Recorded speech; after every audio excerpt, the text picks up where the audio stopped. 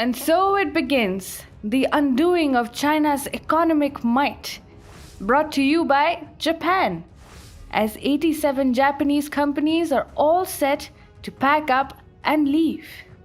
As per a report by Japanese newspaper Nikkei Asian Review, companies have lined up to seek funds from Japan's Ministry of Trade, Economy and Industry in order to move their factories out of China. So far, a total of 87 companies have signed up with the ministry to move their manufacturing units out of China, with 57 moving back to Japan and 30 to different Southeast Asian nations like Vietnam, Thailand and Laos. As per the report, Hoya, which produces hard drive parts, will move to Vietnam and Laos. Sumitomo Rubber Industries will make nitrile rubber gloves in Malaysia. Meanwhile, Shin Etsu Chemical will shift production of rare earth magnets to Vietnam.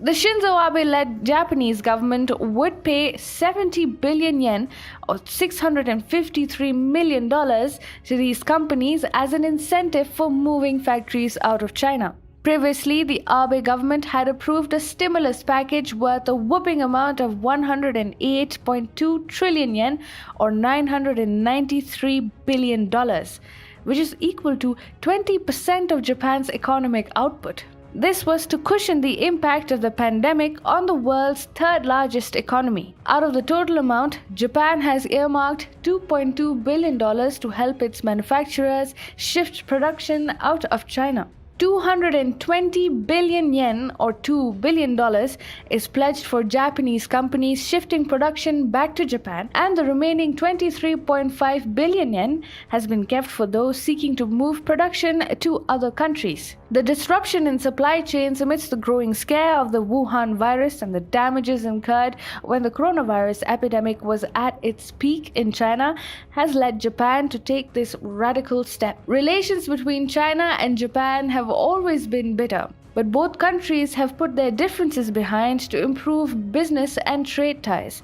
Over the years, China became the largest trading partner of Japan. In 2018, Japan's imports from China were worth $173 billion, which is 23% of the total imports, and the exports were worth $144 billion, which is 19.51% of the total exports. Overall, China accounts for more than 20% of Japan's total trade, and Japanese businesses have invested billions of dollars in China, employing a large number of Chinese people. However, relations between the two countries started moving southwards once again after the anti-Japan riots in Chinese cities in 2012. The Japanese government has been trying to decouple China from its supply chain for the last 8 years with little success.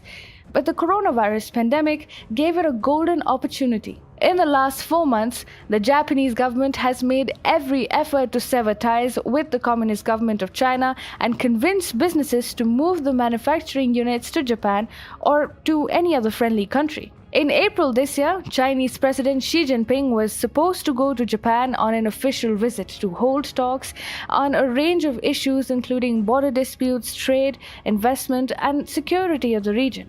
However, before Xi Jinping could set foot in Tokyo, the coronavirus struck China and the visit was postponed. Now, as things go back to normal in China and Japan, Xi Jinping is looking for a new schedule to take off for the official visit to his eastern neighbor. However, Shinzo Abe does not seem so keen to welcome the Chinese leader. The reason behind anti-Japan riots in China were the Senkaku Islands, and the reason behind today's animosity have also become the Senkaku Islands.